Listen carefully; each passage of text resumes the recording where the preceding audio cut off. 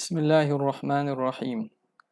Alhamdulillahi rabbil alamin wa afdalus salati wa atammut taslim ala sayyidina Muhammadin asyrafil anbiya'i wal mursalin wa ala alihi wa sahbihi ajma'in. Subhanaka la ilma lana illa ma 'allamtana innaka antal alimul hakim. Wa la haula wa la quwwata illa billahil aliyyil azim. Rabbi shrah li sadri wa yassir li amri wahlul 'uqdatam min lisani yafqahu qawli. وسدد لساني واهد قلبي بحق سيدنا محمد صلى الله عليه وآله وصحبه وسلم. اللهم ألهمنا بالعلم وزينا بالحلم وأكرمنا بالتقوى وجملنا بالعافية. اللهم أخرجنا من ظلمات الوهم وأكرمنا بنور الفهم وافتح علينا بمعرفة العلم وحسن أخلاقنا بالحلم وجعلنا ممن يستمعون القول فيتبعون أحسنه والحمد لله رب العالمين. Alhamdulillah, bersyukur kepada Allah Subhanahu Wa Taala kita dapat menyambung lagi pada malam ini daripada kitab Hasyiah Asy-Syarqawi 'alal Hudhudi pada muka yang ke-83 nuskhah yang ada bersama kita. Kita membincangkan dalam perbincangan al-mustahilat, sifat-sifat yang mustahil ke atas Allah Subhanahu Wa Taala, yang mana kita sampai kepada kalam musannif wal mumathalah. Bismillahirrahmanirrahim. Qala al-musannif rahimahullahu ta'ala wa nafa'ana bihi wa bi'ulumihi wa asrarihi fid dharain amin ya rabbal alamin. Qala wal mumathalatu. Qala wal mumathalatu lil hawadithi bi an yakuna jirman. Kata dia, dan mumathalah lil hawadis itu bersamaan. Okey, sekejap pen tak jadi. Okey.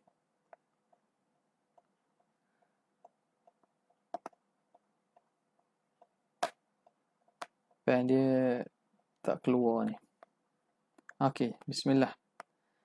Kata muallif rahimahullah, wal mumathalatu lil hawadithi bi an yakuna jirman ay ta'khudhu dhatuhu al-'aliyatu qadran min al-faraghi aw yakuna aradan yaqumu bil jirmi aw jihatin lil jirmi aw lahu huwa jihatun aw yataqayyada bimakanin aw zamanin aw tattasifa dhatuhu al-'aliyatu bil hawadithi aw yattasifa bis sighari aw al-kibari aw yattasifa bil aghradi fil af'ali wal ahkami. Okay. Kata musannif rahimahullah, wal mumathalah, sifat mustahil yang seterusnya ialah mumathalah lil hawadis, menyamai bagi segala yang baharu. Makna mustahil Allah menyamai bagi segala yang baharu. Maka jumlah tersebut ataupun ibarat itu perlu ditafsirkanlah, kerana ilmu akidah ini perkara yang sangat penting. Tak memada dengan cara ijmal sahaja, maka ulama tafsirkan. Dia perincikan. Bagaimanakah kita kata mumathalah lil hawadis?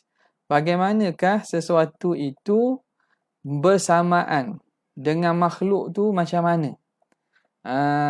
Ni juga kadang orang tak faham. Ada tak faham, ada satu orang tu lah, daripada orang petani lah. Dia buat majlis ilmu, majlis, namakan majlis ilmu Dumyat.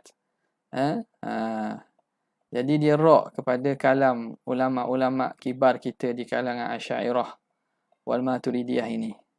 Dia kata bila dah kata Tuhan tu ada, kenapa nak nafikan lagi?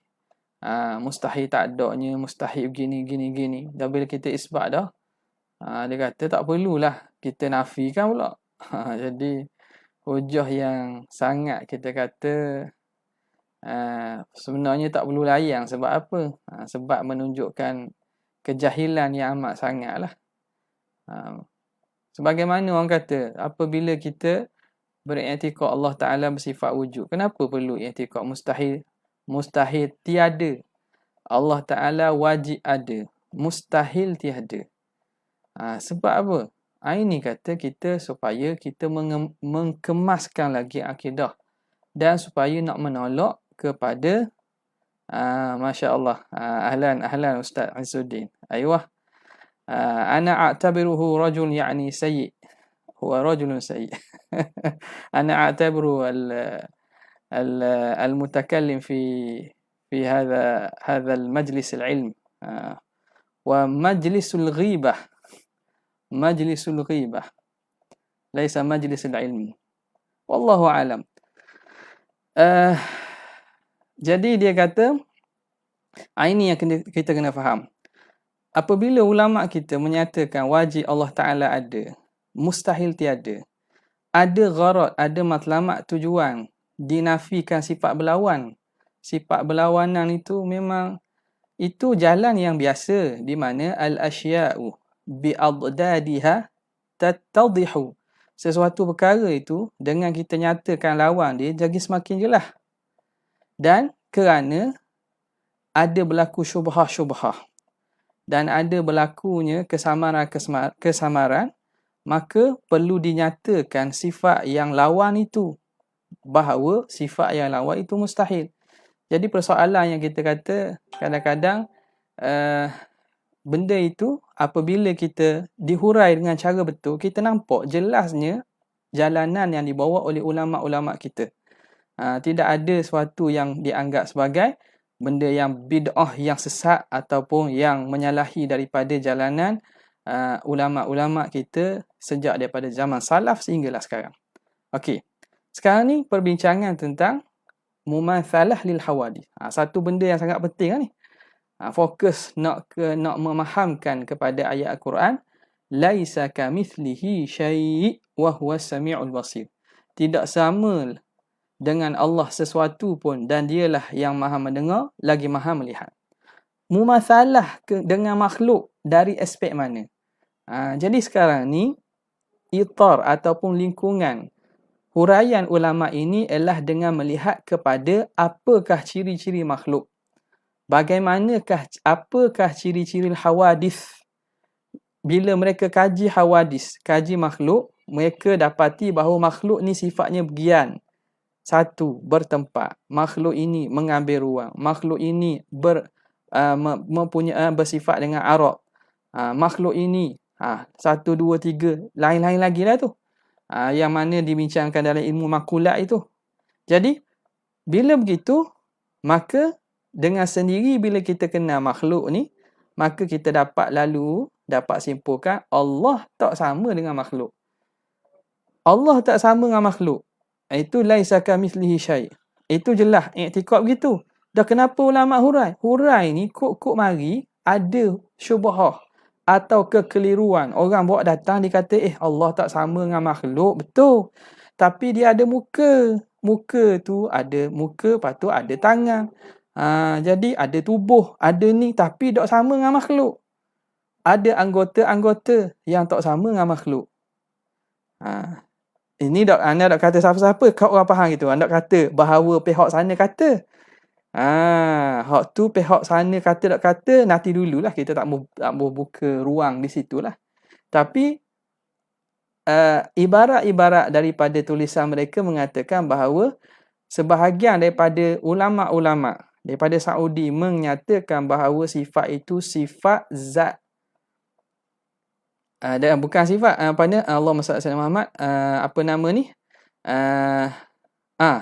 Sifat zat bukan sifat zat. Dia namakan ayat-ayat sebegitu sifat khabariyah, tapi makna-makna zat. Makna-makna zat. Bukan dengan makna sifat yang ada pada zat sahaja. Mereka mengaku bahawa wajah itu Allah Ta'ala mensifatkan dia ada wajah. Dia ada yad. Dia ada jamb. Dia ada saq. Dia ada qadam. Maka apakah benda itu? Itu ditanggung dengan hakikat maknanya. Dia sifat yang menunjukkan kepada zat. Dia sifat yang menunjukkan kepada zat. Jadi bila perkara atau ibarat sebegini, memanglah akan memberi waham bahawa Allah ini ada juzuk-juzuk dan ada anggota. Ada juzuk dan ada anggota. Jadi inilah juzuk dan anggota inilah yang dinafikan oleh ulama ahli sunnah wal jamaah. Apabila mereka mengisbatkan wajah juga. Ya, memang ulama kita mengisbatkan wajh, mengisbatkan yad, mengisbatkan sifat-sifat lain, sifat-sifat khabariyah yang mereka namakan sifat khabariyah itu. Mengisbatkan sebagai sifat. Tapi bukan sebagai juzuk. Bukan sebagai satu bahagian daripada keseluruhan. Bukan juz' minal kul. Bukan juz'un minal kul. Okay, nampak? Jadi, apa yang musannif atau jalanan oleh Imam Sanusi bawa dan ulama-ulama kita sebelum itu, apabila sampai pada masalah mumatsalah lil hawadis, Imam Ghazali pun begitu, hatta Imam Tahawi sendiri dalam masalah berkaitan dengan tanzih, menceritakan aspek tanzih Allah Subhanahu Wa Taala, beliau menghuraikan bahawa Tuhan ini tidak berkait dengan tempat, tak berkait dengan tempat, nampak tak? Tidak berhajat kepada sesuatu. Maka ini menunjukkan bahawa pemahaman adamu mumatsalah ataupun pemahaman mukhalafatuhu lil hawadisi itu mesti dipaham dengan betul-betul. Mesti dipaham dengan pemahaman yang kemas. Mesti dipaham dengan pemahaman yang kemas. Sebab apa? Sebab banyaknya syubhah yang berlaku. Adapun kalaulah di kita dengan akidah yang salimah, kita tak bercampur dengan pemikiran-pemikiran yang masuk dalam, menyelinap dalam Islam ni, maka begitu mungkin memada dengan kita i'tikad secara ijmal gitu.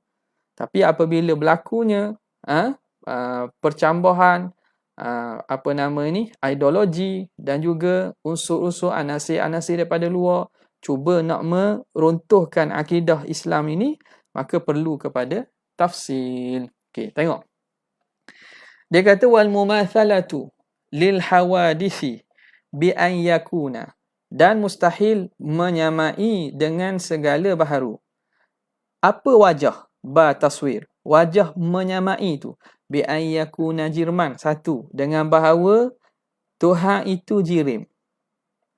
Dia tafsirkan lagi. Haraf tafsiriyah, harf tafsir.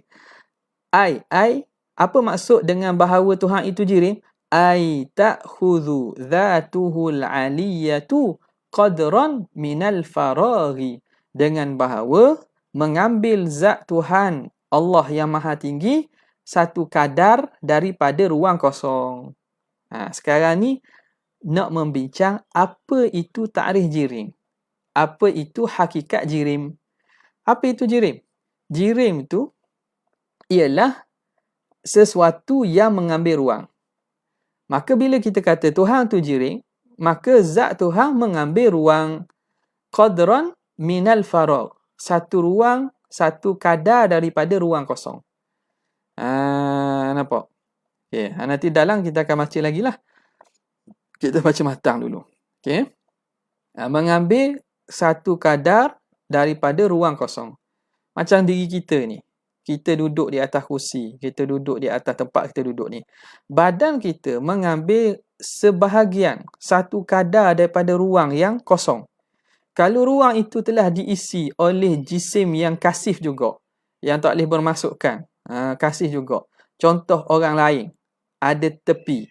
Kita tak boleh duduk pada tempat orang tu duduk, kecuali tu orang tu kena lari. Bini kita duduk tepi. Awak ada bini lah. Awak ada bini. Jangan duduk dengan bini orang. Kita ada bini duduk tepi. Tempat bini kita duduk tu kita boleh duduk.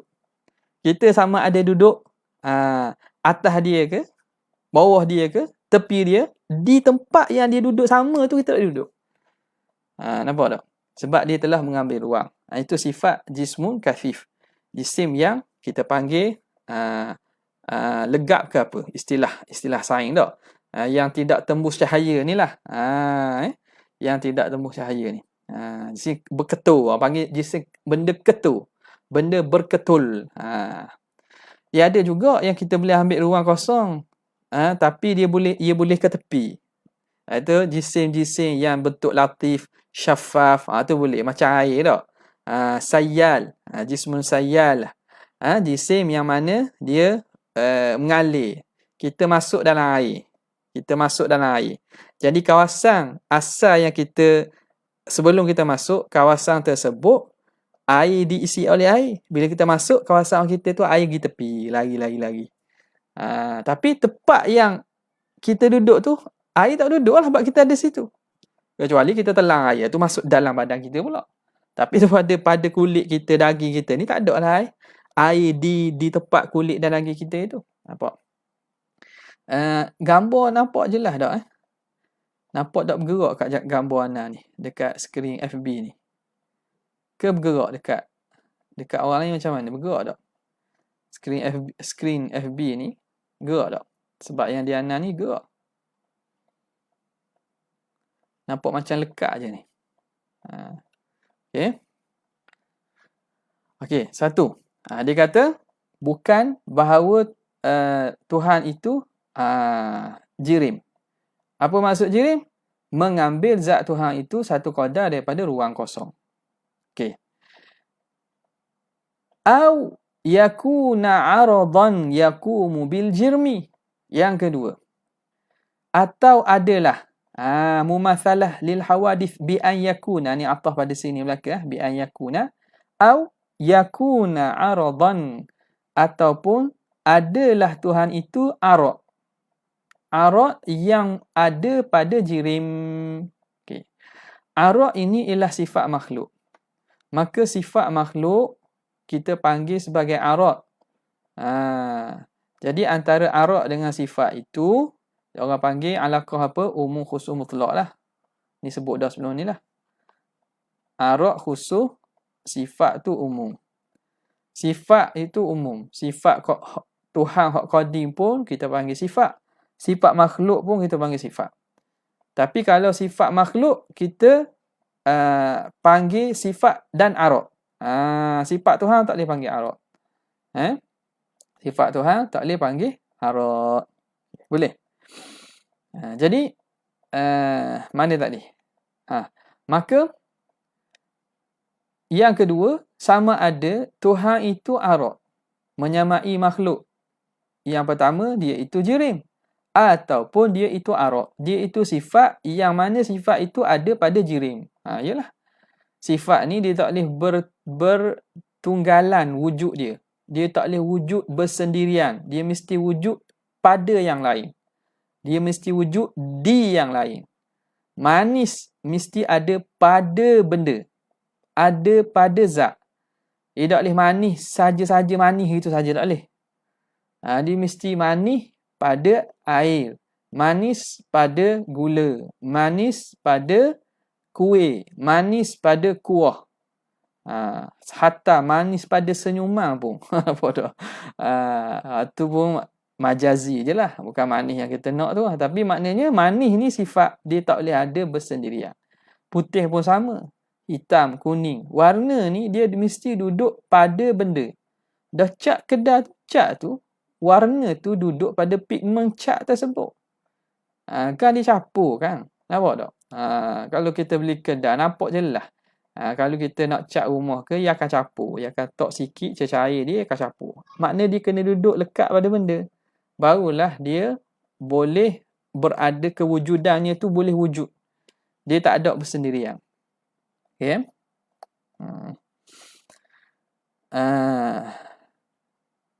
Okay, itu Arab. Jadi Tuhan juga bukan daripada jenis Arab. 2.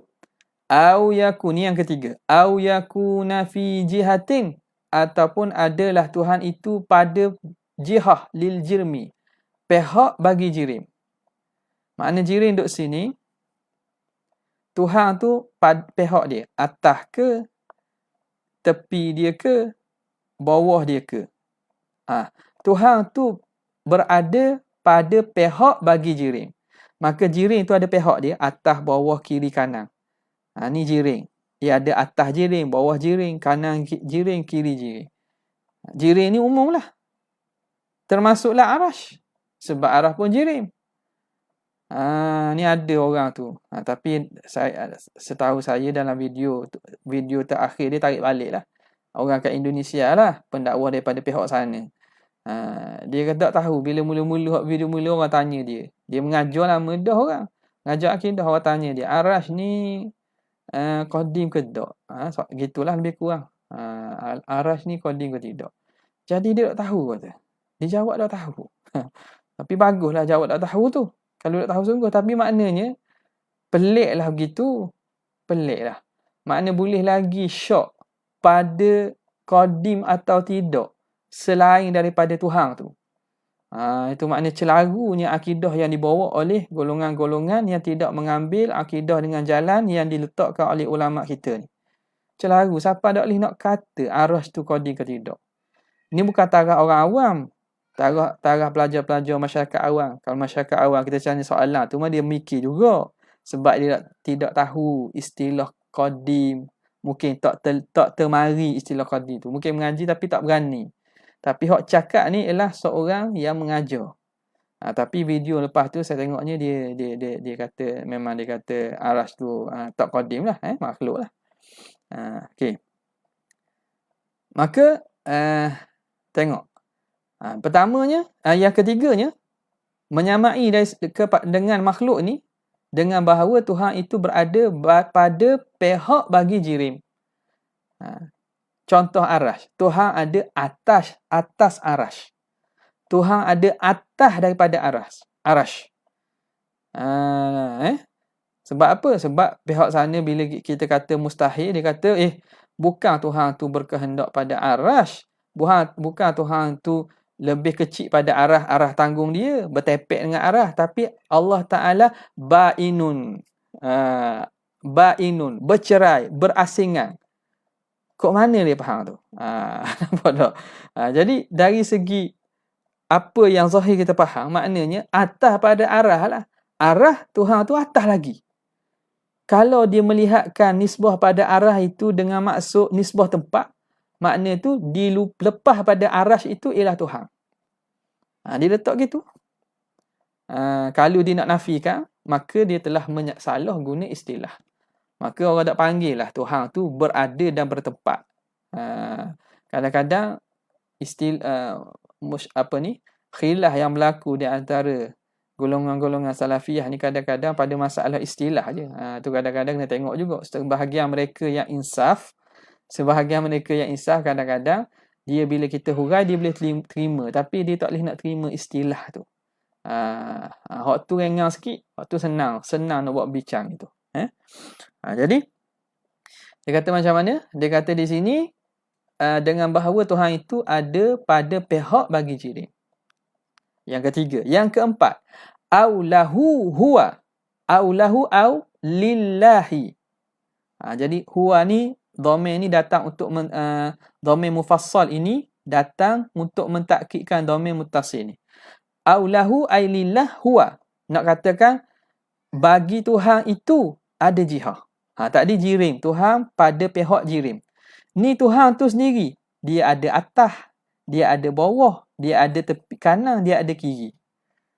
Tuhan tu sendiri ada bahagian atas, ada bahagian bawah dia, ada bahagian kirinya, ada bahagian kanannya, ada bahagian depannya, ada bahagian belakangnya. Itu juga mustahil.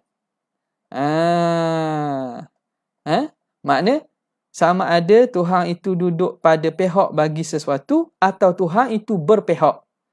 Pihak atas Tuhan, bawah Tuhan, kiri kanan, depan belakang Tuhan. Tak? Macam kita ni. Kita ada pihak ni. Pihak atas kita ialah bahagian kepala ke atas. Tak? Pihak bawah kita ialah bahagian kaki ke bawah. Tu pihak bawah kita. Bahagian kanan kita ialah pihak tangan kanan ke pihak tangan kanan, tangan kiri. Bahagian depan, bahagian belakang. Itu juga mustahil bagi Allah Subhanahu Wa Taala. Au yataqa. Berapa dah tu? Kepak dah tak? Satu, jirim, arak, jihah bagi jirim, kelima lah. Aulahu huwa. Ni jaga molek ni. Au. Jangan baca awalahu. Aulahu. Ni di nuskah kita ni dekat tak? Aulahu huwa jihah. Ataupun ada bagi Tuhan itu ada jihah. Yang kelima, au yataqayyada bimakanin, atau berkait Tuhan dengan tempat. Tuhan itu yataqayyad, berkait dengan tempat. Makna kewujudan Tuhan itu ada dikaitkan dengan tempat. Nampak tak? Dah, dinafi kok, dinafi lah. Au zamanin. Yang keenam lah ke yang tu dah. Banyak sangat dah ni. Yang keenam tak? Ataupun Tuhan yataqayyada bi zamani, dengan masa. Tuhan berkait dengan masa. Okey, hak ni saya tengok dua orang ni. Antaranya hak tokoh-tokoh Salafi Wahabi di Malaysia pun ada sebut, hak di Tani pun ada sebut ni tokoh Wahabi. Bukan tokoh lah, kata orang Wahabi. Di Tani, hak belah Tani pun ada sebut, hak Malaysia pun ada sebut. Dia persoal kita Asy'ariyah menafikan Tuhan tu berkait dengan tepat dengan masa. Tiba-tiba dia mari hujah. Dia kata Nabi Muhammad bila diwahyukan? Nabi Musa bila terima wahyu? Jadi dia kata tidakkah itu Allah Ta'ala berkait dengan masa? Allah Ta'ala berkait dengan masa. Allah Ta'ala berkait dengan zaman. Nampak? Jadi kenapa kita nak menafikan Tuhan itu bertempat? Tuhan itu berkait dengan masa. Kenapa nak nafikan? Padahal dalam isu lain kita boleh kata Allah menurunkan wahyu yang pertama di Gua Hira. Bila? Nabi umur 40. Tu ada kan? Ada kait dengan masa. Allah mencipta Nabi Adam. Allah mencipta Fir'aun. Nabi Musa. Dah tidakkah itu Allah berkait dengan masa? Ni orang tak faham ni. Dia nampak dah dia cuba nak masuk dalam perbincangan ahli kalam, tapi dengan cara bukan pintu yang betul. Bukan pintu yang betul. Nak masuk rumah, gigi lompat kot tikak. Tak betul lah gitu. Lompat kot tikak. Tak boleh lah masuk. Nampak? Ini cuba. Dia nak bawa. Dia tuduh ahli kalam. Dia sebenarnya bawa perbincangan kalam tu. Tapi dengan cara pemikiran tak betul. Apa yang berlaku? Allah Ta'ala menurunkan wahyu ke Nabi Muhammad, mencipta Nabi Adam, beri wahyu ke Nabi Musa, bercakap dengan Nabi Musa itu perbuatan Tuhan. Bukan zat Tuhan. Jadi perbuatan Tuhan ni berkait dengan masa, tak peliklah perbuatan Tuhan berkait dengan masa. Ta'aluk sifat kudrat Tuhan ni baharu. Ni kata bila ilmu ni mengaji biar habis. Kalau nak habis ni orang panggil ansaful ulama. Ulama separuh je. Kalau masuk separuh. Masuk separuh. Kalau duriang tu Mekah ada apa nak sedap makan. Tak masuk betul. Jadi dia beri contoh tu, orang awam memang akan keliru. Betul sungguh. Allah Ta'ala turun wahyu kepada Nabi Muhammad ketika dia di Gua Hira. Ketika Nabi umur 40 tahun. Makna ada masa. Kemudiannya diturunkan lepas tu dalam masa tempoh 23 tahun. Ada masa. Jadi kenapa kita nak nafikan masa daripada Allah? Tengok. Dia buat natijah gitu. Yang ulama kata tak berkait dengan zaman wal makan. Ni ialah zat Tuhan. Zat Tuhan. Masuklah sifat zat Tuhan ni. Hak tu lah. Segala contoh hak dia buat tu bukan zat. Hak tu fi'lullah, perbuatan Tuhan. Perbuatan Tuhan ini itu baharu. Perbuatan Tuhan. Tuhan mengutuskan Nabi Musa, mengutuskan Nabi Muhammad, menurunkan wahyu, itu perbuatan Tuhan, termasuk dalam ta'alluq tanjizi hadis sifat kudrat. Itu ulama kata baharu. Maka tak ada timbullah kita nak kata itu berkait dengan zaman, dengan tempat. Sebab apa? Sebab dia itu memang perbuatan Tuhan. Perbuatan Tuhan makhluk. Nampak tak? Ada pun diri Tuhan zat Tuhan tu tak berkait dengan tempat dan masa. Kena faham boleh Kita berhenti sekejap untuk jawab azan. Asyhadu an la ilaha illallah.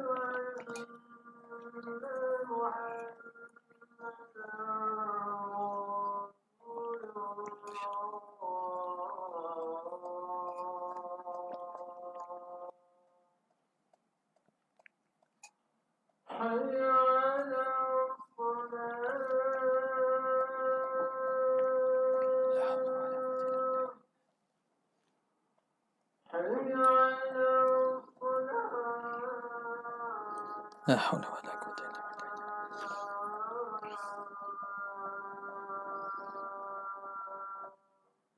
La haula.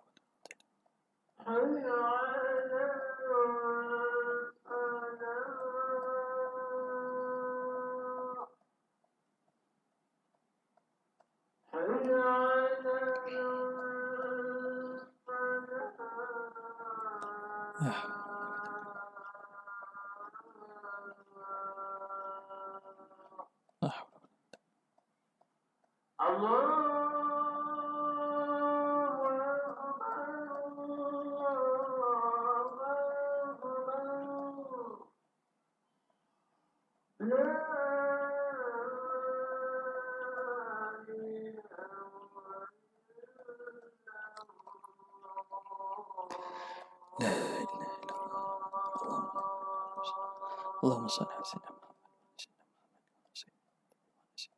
wa barik ala sayyidina Muhammad. Allahumma rabb hadhihi ad-da'wati at-tammah wa as-salati ati sayyidina Muhammad wa sharafa wa tajid wa ba'd innaka la tukhlifu.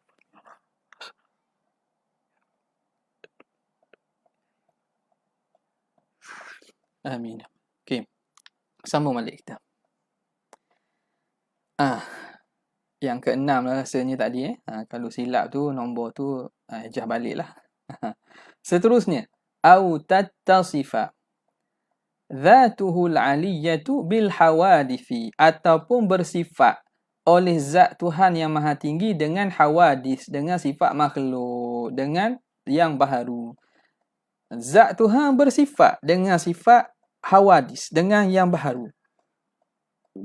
Yang ni menjadi kaedah di sisi ulama kita ahli sunnah wal jamaah, mengatakan bahawa Allah Ta'ala ni mustahil turun naik dengan maksud dia naik daripada atas turun ke bawah.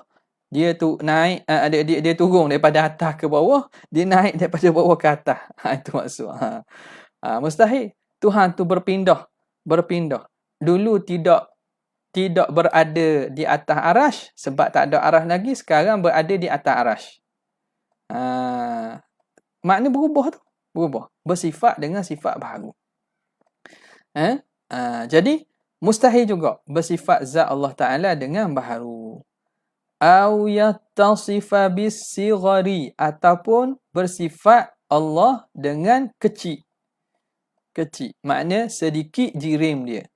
Awil kibari, ataupun besar, banyak jirimnya. Orang itu berapa beratnya? 40 kilo berat. Tu jirimnya sikit tu. Orang itu berapa beratnya? 150 kilo. Itu berat, banyak jirim dia tu. Apa nak? Kalau makan sekapung tu kenyang tu. Jadi apa nama ni? Itu bersifat kecil sikit dengan banyak itu, kecil dengan besar itu mustahil pada Allah. Ni akan terang dalam hasyiah nanti. Au yattasifa bil aghradi fil af'ali wal ahkam. Ini masuk pada perbincangan tentang af'al Allah Ta'ala. Jadi mukhalafah Allah Ta'ala dengan makhluk kan. Lawannya Tuhan tu sama dengan makhluk pada perbuatan. Kok mana? Dengan bahawa bersifat dengan aghrad pada perbuatan dan juga hukum. Tuhan buat dengan tujuan, Tuhan bersifat dengan ada aghrad, ada tujuan, ada matlamat pada perbuatan dan hukum Tuhan. Ni aghrad ni pun akan dibincangkan nantilah dalam tu. Kena faham molek ni kerana perbincangan ini ada kaitan dalam perbincangan usul fiqh pada masalah illah. Adakah ahkamullah mu'allalah ataupun ghairu mu'allalah? Hukum-hukum Allah Ta'ala ni adakah dia diillahkan atau tidak diillahkan? Asy'ariyah kata ghairu mu'allalah. Mu'allalah dengan maksud yang dikehendaki bahawa ada matlamat dan tujuan yang kembali kepada Tuhan. Kita panggil sebagai ada matlamat untuk diri dia. Tak ada. Bukan Tuhan buat dengan tujuan ada sesuatu manfaat yang kembali kepada dirinya. Adapun dengan makna hikmah ataupun dengan makna ada kebaikan yang kembali kepada makhluk, itu diterima. Hatta Asy'ariyah pun diterima. Itu secara ringkaslah. Perbincangan panjang tu dalam kitab usul fiqh dia akan bincangkan. Dan juga kadang ini juga menjadi isu hatta masih zaman sekarang ni orang bincang lagi lah. Setengahnya menolak pandangan Asy'ariyah kerana sebab Asy'ariyah mengatakan ahkamullah wa af'aluhu ghairu mu'allalah. Hukum Tuhan dan perbuatan Tuhan ni tidak diillahkan. Seakan-akan dipaham bahawa Asy'ariyah menafikan illah. Menafikan illah. Yang mana illah ni perbincangan besar lah pada masalah qiyas. Perbincangan besar lah pada masalah maslahah, pada masalah mencari maqasid. Jadi orang-orang yang membicarakan maqasid sekarang ni dia bincang benda-benda gitu. Yang menjadi sekarang yang menjadi hujum kepada Asy'ariyah tu apabila tidak difahami manhaj Asy'ariyah sebagaimana apa yang mereka terangkan. Bila kita faham tu kita nampak bahawa apa yang dibawa dan dikemukakan oleh Asy'ariyah tu tidak ada salah lah. Okey. Bahkan itu lebih pada mengagungkan Allah, menta'zimkan Allah Subhanahu Wa Taala. Jadi mustahil juga bahawa menyamai makhluk dengan bahawa bersifat Tuhan dengan aghrad, dengan ada tujuan dan matlamat pada perbuatan-perbuatan dan pada hukum-hukum. Jadi itu dia punya kalam Imam Sanusi rahimahullahu taala. Dan tak kita baca ni. Rasanya kita berhenti situlah untuk malam ni. Kita baca matan saja. Matan dulu. Sambung pada esok insya-Allah. Kita akan baca dalam Hasyiah Syarqawi. Berkaitan dengan mumasalah lil hawadith. Tapi sebab itu matan Sanusi ni dengan syarah Syekh Al-Hudhudi ni sebenarnya dah memadai untuk kita faham akidah. Hasyiah dalang ni dia bincang dia lebih rumit lagi. Kadang-kadang ibarat-ibarat masalah-masalah berlaku irad, lepas tu jawab kepada irad, lepas tu iskal, mana benda yang mana kadang-kadang bukan termasuk dalam perbincangan akidah. Bukan termasuk dalam perbincangan sulbil akidah, tak termasuk. Jadi kalau nak faham, kalau kita baca matan ni pun jelas dah bahawa bagaimanakah kita mengiktikadkan Allah Ta'ala itu menyalahi bagi sekalian makhluk. Dengan bahawa Allah Ta'ala itu tidak dia jirim satu. Dan narik pada kalam Syekh Syekh Jamal Faruq. Dia khulasahkan apa yang perbincangan tentang mumatsalah lil hawadith ni. Menyamai dengan makhluk ni. Ataupun sifat wajibnya mukhalafah. Mukhalafatuhu ta'ala lil hawadith. Menafikan apa? Nafyu al-jirmiyah walawa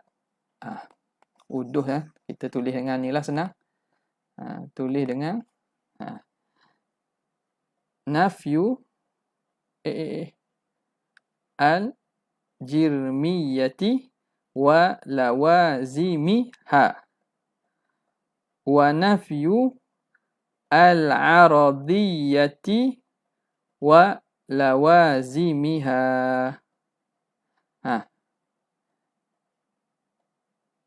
Mana ni?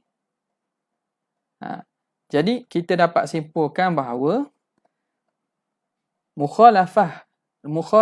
mukhalafatuhu ta'ala lil hawadith ni, menyalahi Allah bagi sekalian yang baharu itu, iaitu menafikan al-jirmiyah wa lawazimiha, menafikan bahawa keadaan Tuhan tu jirim dan lawazim bagi jirim.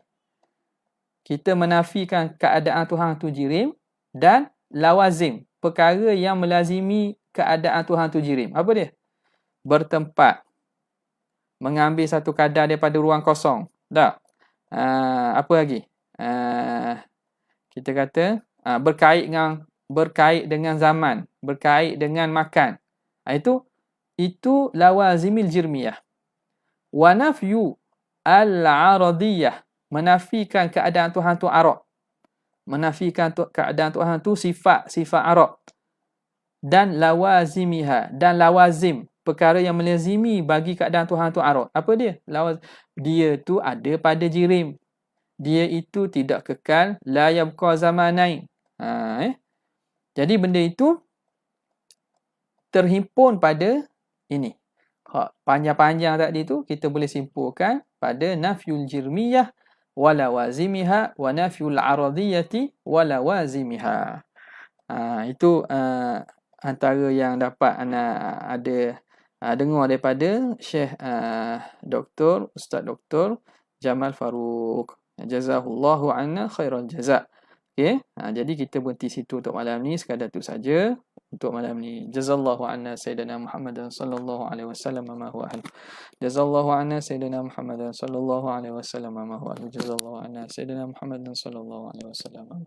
Subhana rabbika rabbil izzati amma yasifun wa salamun alal mursalin. Alhamdulillahi rabbil alamin. Assalamualaikum warahmatullahi wabarakatuh.